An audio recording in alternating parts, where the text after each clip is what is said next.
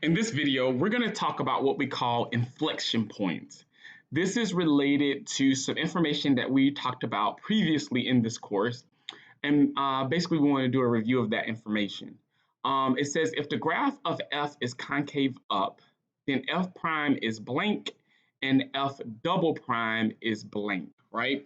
I have a graph here of a function that has a change in concavity, right? This function starts being concave down, then it changes concavity and at some point in this area here, and then it becomes concave up, right? And so in some point in this area, I don't know exactly that value. By the end of the section, we will figure out that value, but somewhere in that area, it changes concavity. And so, so I'm just going to put this mark right here, right? So my function starts up here, it's concave down over here, and it's concave up from this point to infinity, concave up. And so if I want to fill in the blank and say what is f prime is blank, then I've got to think about what's happening to the function's derivative on that interval where the function is concave up, right? Well, notice that you start out with tangent lines. If you were to draw a bunch of tangent lines, their slope would be negative, and their steepest negatively on this part of the function. But as we get closer, it becomes less steep in the negative direction until I get to a horizontal tangent line. And so the slopes of those tangent lines would be 0. And then after that, the slopes of the tangent lines will be positive and more steep. And so they're getting larger. And so what's happening here when the function is concave up, the derivative, which represents the slope of the tangent line at points, right? The derivative is actually increasing. And so I'm going to put increasing here. So since we know that the derivative, the first derivative is increasing, then we know that the second derivative, which is the derivative of the first derivative, is positive, right? Because if a function is increasing, then its derivative is positive. And so we're going to fill in this blank here, positive, all right?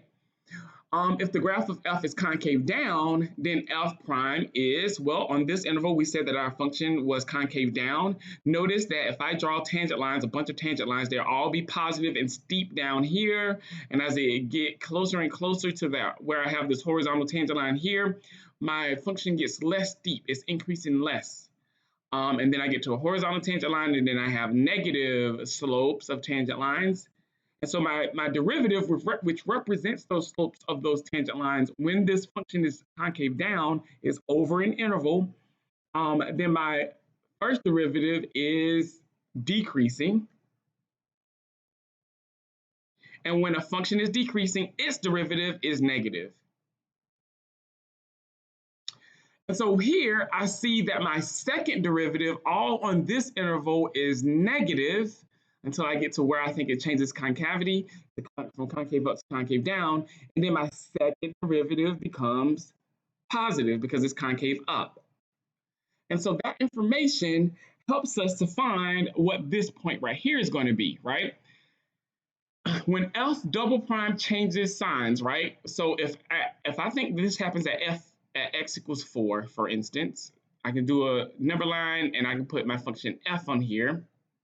Actually, I'm going to put my second derivative on there, and I'm going to put the number 4 because that's the x value where I think it changes concavity. I'm guessing here.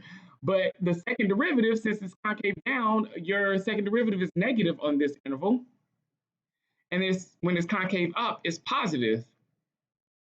And it's actually going to be 0 at x equals 4, right? And so when f double prime changes signs, the function changes concavity. And so on the intervals where our second derivative is negative, our function is concave down. And when it's positive, our function is concave up. All right. These points where f changes concavity are called inflection points.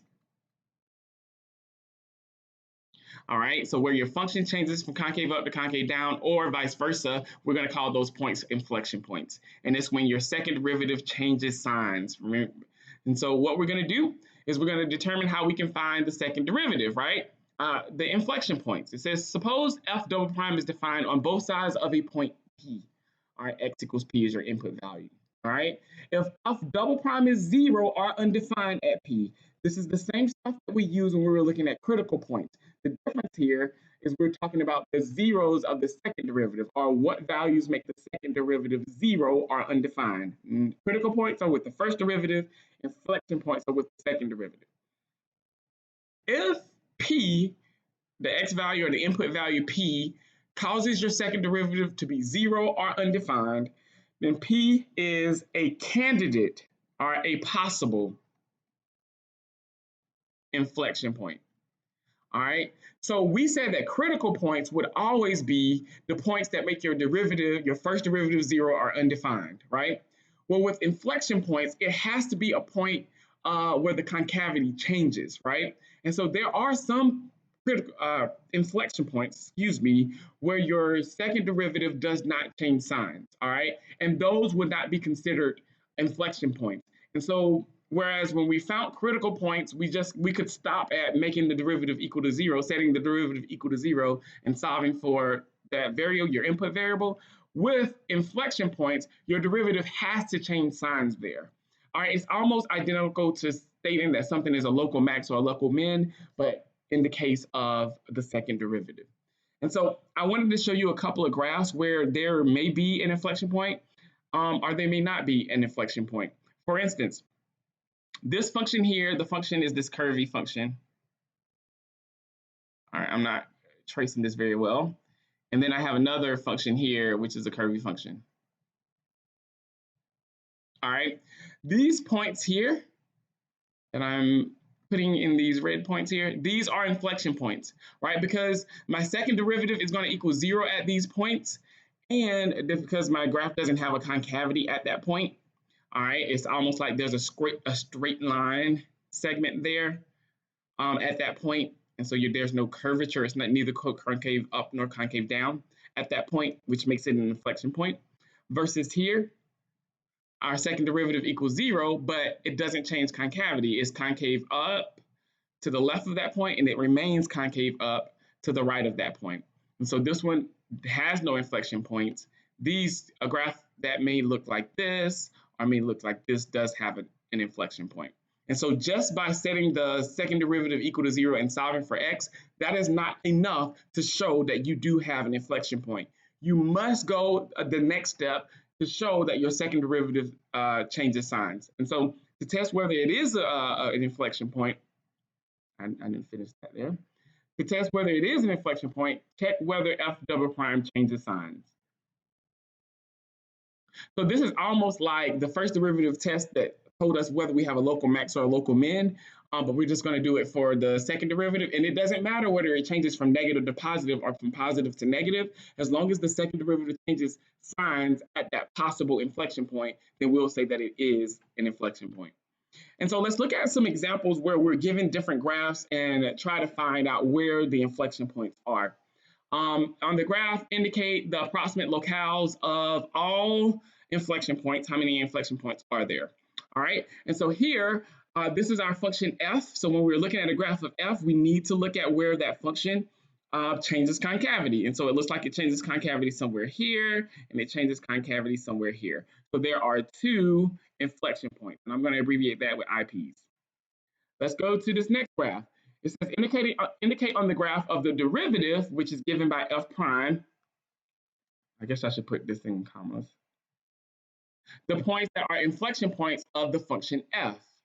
So unlike looking at where this function changes concavity, I can't look at where it changes concavity here, right? I can't say that, oh, my function f, right? Because we're given the derivative and we want to know where the inflection points are of f.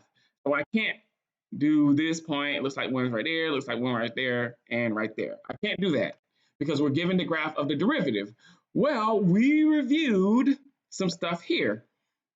We said that an inflection point is where the second derivative changes signs from positive to negative. It's where the function changes from concave up to concave down, but it would be also the points where the derivative changes from increasing to decreasing or decreasing to increasing. So when I'm given the graph of f, I look at where it changes concavity. When I'm given the graph of f prime, I'm looking at whether it changes from increasing to decreasing or vice versa. And so on this example, it changes from increasing to decreasing here, increasing to decreasing to increasing here, increasing to decreasing here, and decreasing to increasing here, right? So those are the inflection points. There are 4 of them. All right, last but not least, let's look at this graph. Now we're given the graph of the second derivative, which is given by f double prime, which is sitting here. And we want to know where the inflection points of f are, right? Where are the inflection points? Well, if I go back to what I recall from chapter 2, your inflection point is where your second derivative changes from positive to negative, right? Or negative to positive, right? And so it's positive here because all of these points on this graph have positive y values until I get to this point here. Then my graph becomes negative. Those are negative y values until I get to this point here. And then I have positive y values here. Now, this is a point where my second derivative equals 0, but to the left of this point, I'm above my x-axis, so that means my y values are positive. And then to the right of this point, I'm above the x-axis also, which means my y value and my second derivative are positive. So my second derivative doesn't change signs at this point that makes that derivative 0. All right, that's why we have to go through the second process here to ensure that our second derivative changes signs. Because just because our second derivative equals 0 doesn't mean that we have an inflection point, and we saw that in this example here. So this graph only has 2 inflection points. I know it didn't ask for the number, but I'm indicating that as well. All right, so that's example 3, just getting some of the concepts together.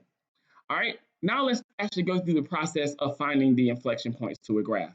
And so in this example, we're given f of x equals x to the 5th minus 5x to the 4th plus 35. Use the first derivative to find all critical points and use the second derivative to find all inflection points. Identify each critical point as a local max, local min, or neither. So we're going to do what we did in the previous section. Let's find our critical points by doing our first derivative.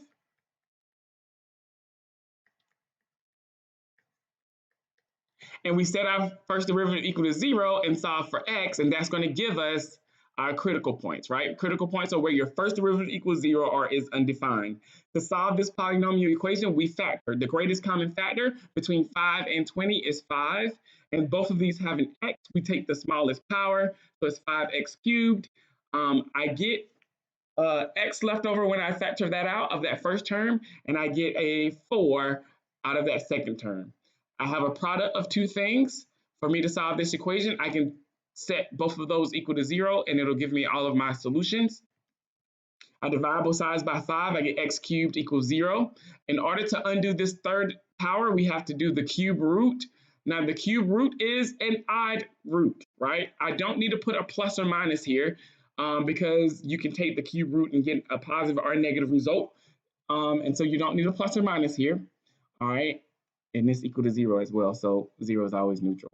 I add 4 to both sides, I get x equals 4. And so from this, I know that my CPs, or my critical points, are x equals 0 and x equals 4. Those are my critical points. Now for my critical points, I'm going to go ahead and determine if they're a local max or a local min. And so I'm going to put my numbers on my number line, and this is my f prime. I'm going to choose numbers in between these intervals that are created by my critical points, and I'm going to plug them into my first derivative. Now, if you don't have a graphing calculator and use that table feature, you can quickly do this. All we want to know is whether we're going to get a positive or a negative result, right? So I'm going to pick a number that represents this interval, like -1. I'm going to pick a number like 1 that represents this interval, and a number like 5 that represents this interval. All right, you don't have to write these down here. All right, but what I'm going to do is I'm going to plug those numbers into this expression here. This is a product of 2 things, 5x cubed times x minus 4, right? So what I'm going to do is I'm going to plug in that -1 in for x. This is for those of you who don't have a calculator. This can be a quick way to do it. If I plug in a -1 here, -1 to the 3rd power is still negative, and when I multiply that by a 5, I'm still going to have a negative. So that first part is going to be a negative, and -1 minus 4 is also negative. And so when I multiply a negative times a negative, I'm going to get a positive. I'm going to do the same thing for 1. Plug in 1 for x. 5 times 1 cubed is a positive, but 1 times 1 minus 4 is a negative. And when I multiply this positive times this negative, I'm going to get a negative. And then I'm going to plug in 5. 5 cubed, okay, that's going to be a positive. 5 minus 4 is also a positive. A positive times a positive is a positive. And so with that, I know that I can write some information about my function. Well, if the derivative is positive, that means the function is increasing. The derivative is negative, it's decreasing. So my function is going to kind of behave like this. And as we can see with this behavior, at x equals 0, we're going to have a local max. And at x equals 4, we're going to have a local min.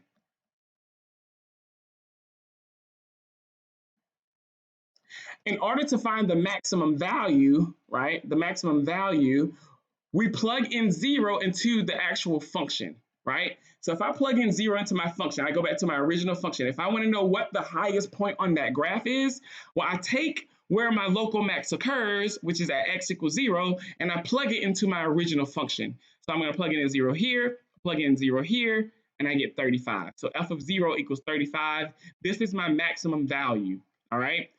My minimum value is what I get when I plug in 4. All right. So I'm going to plug in 4, raise it to the 5th, minus 5 times 4 to the 4th, plus 35. I did that previously, and I got negative 221. So my maximum point is the point 0.035, and my minimum point is the point for negative 221. All right. That's just some information about that function. All right. Now what we're going to do is we're going to use the second derivative to find all of our inflection points. And so the inflection points, I'm going to abbreviate that with IPs. This is my work I'm going to show to find my inflection points.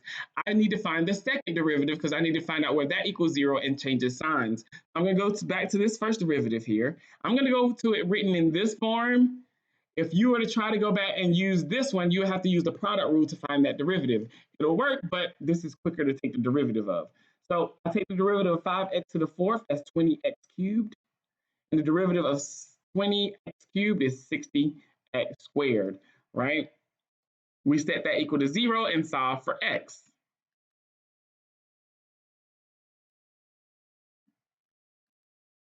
We can factor out a 20x squared. We're going to be left with an x minus 3. Two things that multiply to give you 0, you set them equal to 0 each, both equal to 0. If I divide both sides by 20, I'm going to get x squared equals 0. I take the square root of both sides. Remember, when you take the square root, you have to put on the plus or minus.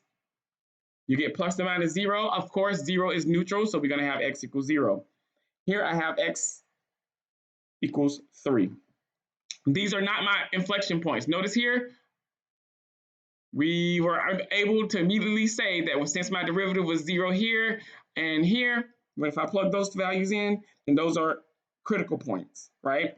When inflection points, you have to go to this next step here in order to find the inflection points. I need to see that my second derivative changes signs. And so I'm going to plug in 0. I'm going to plug in 3. Well, I'm going to put 0 and 3 on my number line, and then I'm not going to use my calculator right now. I'm going to go ahead and go to this part right here. I'm going to pick some numbers and plug them in for x into that second derivative.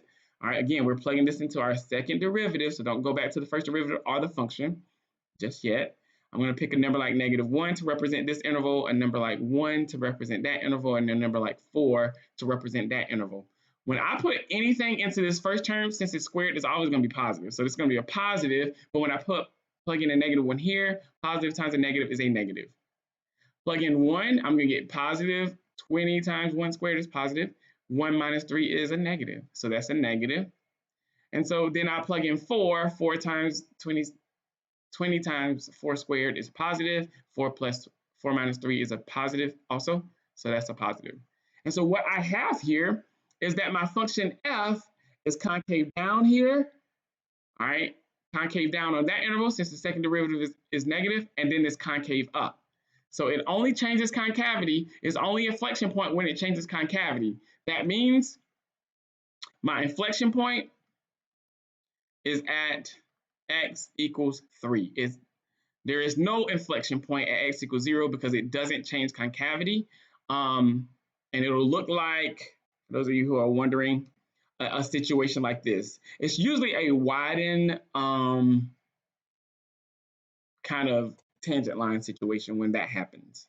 All right, so my inflection point is at x equals 3. To actually find the y coordinate of that inflection point, I go back and I plug it into my original function. So I go and plug in 3 for x here, and add that 35, and I get -127. So my inflection point has the coordinates 3, negative 127, and there we go. All right. And so just to check ourselves, we're going to go ahead and graph this function here. And so I'm going to go to y equals on my calculator.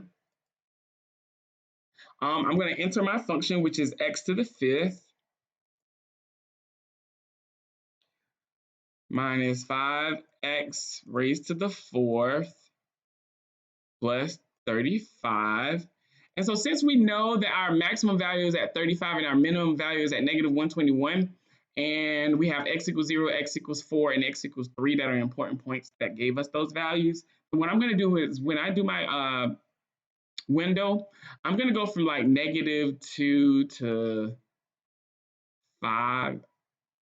Well, 4 was where we had it. I'm going to go to 7. And my y values, I have a small y value. The lowest y value is negative 221. So I'm going to go negative 300. And my highest y value is 35. I'm going to go to 50 on my y-axis. And I'm going to go to graph. And we can see that we have that minimum point there at x equals 4, which is there. We have our maximum point, which is there. And notice it's got that widened horizontal tangent line looking situation going on. That's when our second derivative equals 0 as well, but we didn't change concavity there. We did, however, change concavity at 3. And so I'm going to trace it. I'm going to plug in 3. And there's that negative 127 there. And so if you look here, that 3 negative 127 is actually a little lower. So sometimes we think that, oh, the inflection point is always going to be in the middle, right? But when I did that 3 negative 127, let me trace it again. It was actually located here, which is not halfway, right? So sometimes it's going to look like it's still, and I guess we can see that that's still concave down until we get to here. Some of you may, when you estimate it by eye, it's a little subjective. And so now we have the calculus tools to help us to actually find out where it changes concavity. All right, well, this concludes this video. I'll see you during the next one.